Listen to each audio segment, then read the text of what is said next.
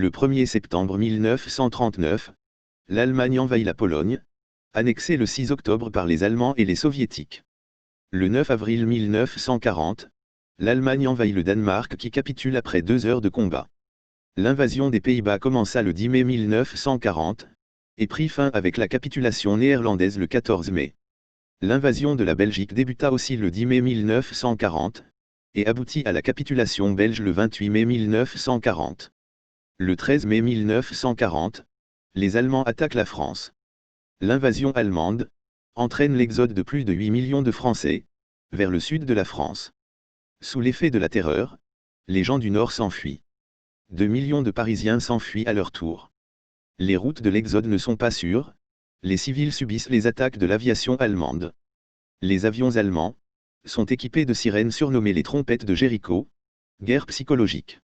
Le 14 juin 1940, l'armée allemande entre dans Paris. Le 17 juin 1940, Pétain est nommé président du Conseil, il demande la signature d'un armistice. Depuis Londres, où il est arrivé la veille, De Gaulle lance l'appel à la résistance du 18 juin 1940. Signature de l'armistice franco-allemand, le 22 juin 1940. Plus de 1 500 000 prisonniers de guerre sont envoyés en Allemagne, dans des fermes, des usines, ou des camps. La France est divisée en deux par une ligne de démarcation, la zone occupée par l'Allemagne, et la zone dite libre. Pour franchir la ligne de démarcation, il faut un Ausweis fourni très difficilement par les autorités d'occupation. L'occupation allemande à Paris implique une nouvelle signalisation omniprésente et sans doute déroutante. Partout les soldats allemands font des photos souvenirs. Les soldats allemands vont draguer à la plage. Les nazis apprécient beaucoup les vins de Bourgogne. L'Alsace est annexée par l'Allemagne. Des millions d'œuvres d'art sont volées dans les musées par les nazis, en particulier les collections et galeries appartenant aux Juifs. De nombreuses bibliothèques sont également pillées. Le 10 juillet 1940, l'Assemblée nationale vote les pleins pouvoirs de gouvernement au maréchal Pétain, âgé de 84 ans. Et le régime de Vichy commence. Le 30 juillet 1940, création des chantiers de la jeunesse, censés fournir une base solide au régime de Pétain. Se substitue au service militaire duré 6 mois. Pétain met en œuvre une politique de collaboration avec les nazis, et instaure des lois antisémites. Un recensement des Juifs est institué en septembre 1940. En octobre 1940, promulgation du premier statut des Juifs, avec internement des Juifs étrangers dans des camps. Les camps d'internement français rassemblaient aussi les réfugiés espagnols, les communistes, les tziganes, etc. Sabotage ou résistance. Il fallait bien du courage en 1940. La Légion française des combattants, LFC, est créée en 1940 par le maréchal Pétain. La croix de Lorraine devient le symbole de la France libre. La France a faim, le rationnement est mis en place, avec ses fameux tickets. Les tickets de rationnement seront émis jusqu'en 1949. En mai 1941, le Parti communiste crée le Front national, mouvement de résistance intérieure française. En mai 1941, les premières rafles de Juifs étrangers sont organisées par la préfecture de police. Le 2 juin 1941, le second statut des Juifs est créé, il précise la définition de la race juive.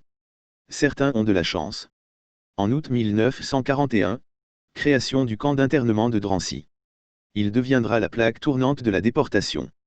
Les usines, bases navales, centrales, nudes ferroviaires, deviennent les objectifs des bombardements alliés.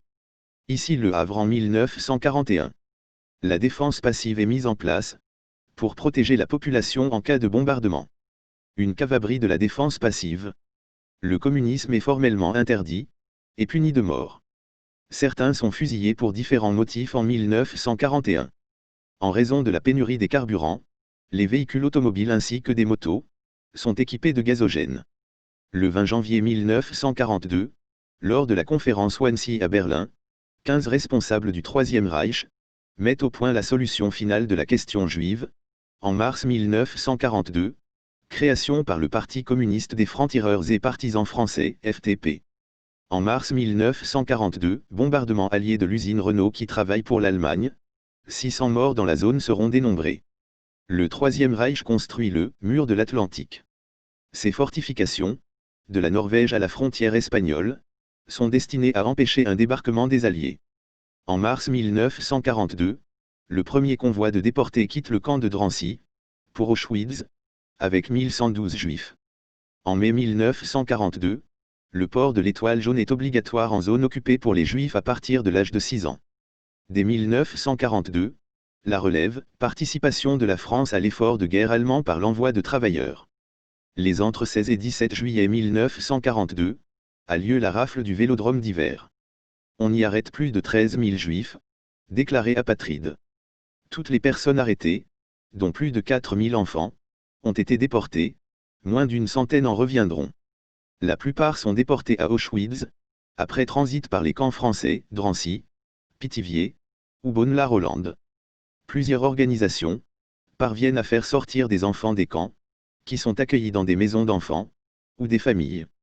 De plus, beaucoup d'enfants sont envoyés loin des villes, pour les protéger des bombardements.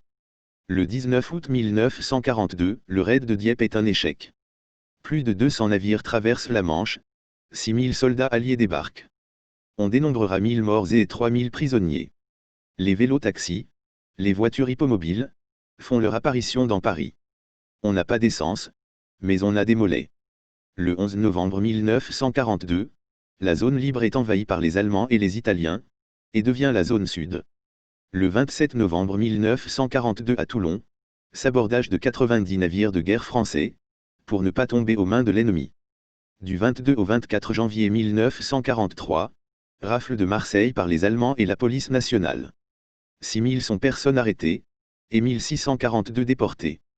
Février 1943, après la rafle, expulsion globale, puis destruction du quartier du Vieux-Port à Marseille.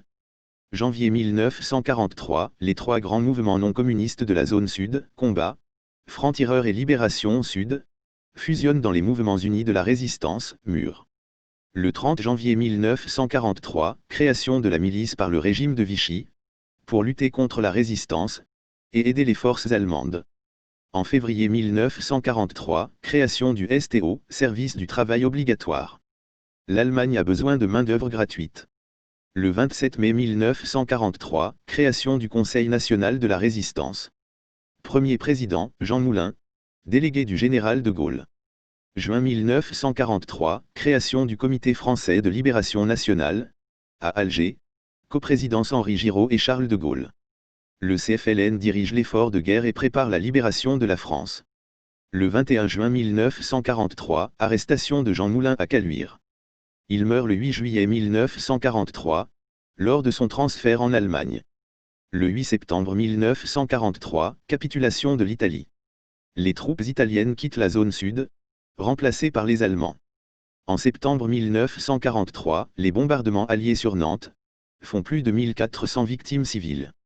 Le 29 décembre 1943, création des forces françaises de l'intérieur, par fusion des principaux groupes de résistance française. La milice se substitue à la police, et coopère avec la Gestapo.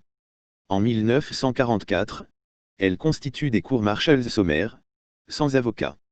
Le 26 mars 1944, les miliciens et les Allemands donnent l'assaut, et mettent fin au maquis des Glières en Haute-Savoie. Le 1er avril 1944, le massacre d'Ascq, Nord. 86 civils innocents sont fusillés, après le sabotage d'un train de marchandises. En 1944, la préparation des débarquements va augmenter les bombardements stratégiques des Alliés sur la France. Les bombardements visent à retarder les renforts allemands. Mai 1944, bombardements américains sur Lyon, Saint-Étienne, Nice, Grenoble, Chambéry, Marseille, Avignon, Nîmes. La résistance procède à des actes de sabotage contre les transports de l'armée allemande. Enfin, le 6 juin 1944, a lieu le débarquement des Alliés en Normandie. Saint-Lô est détruite à 95% par les bombardements alliés. Les bombardements alliés ont détruit 75% de la ville de Caen et fait 2000 victimes. Le 9 juin 1944, a lieu le massacre de Tulle, 99 pendaisons et 149 déportés à Dachau, après une offensive des FTP. Le lendemain, le 10 juin 1944, le massacre d'Oradour-sur-Glane, on y dénombrera 642 victimes, hommes, femmes et enfants. Du 21 au 23 juillet 1944, les Allemands prennent d'assaut le maquis du Vercors, 840 morts, dont plus de 600 maquisards. Le 15 août 1944 a lieu le débarquement des Alliés en Provence. Le 25 août 1944, libération de Paris. Des femmes accusées de collaboration, ou de fréquentation des Allemands, sont tondues. Entre 1940 et 1945, les bombardements alliés sur la France ont fait près de 60 000 morts. 500 000 tonnes de bombes alliées sont tombées sur la France. De 1942 à 1944, 141 000 personnes furent déportées, dont 75 000 juifs et 11 000 enfants. Seulement 2 000 survécurent. La plupart des 79 convois de déportation sont partis de Drancy, à destination d'Auschwitz. 3 000 juifs moururent dans les camps d'internement français. Pendant la guerre, plus de 30 000 otages seront exécutés en France. Le 8 mai 1945, signature de l'armistice, capitulation sans condition de l'Allemagne.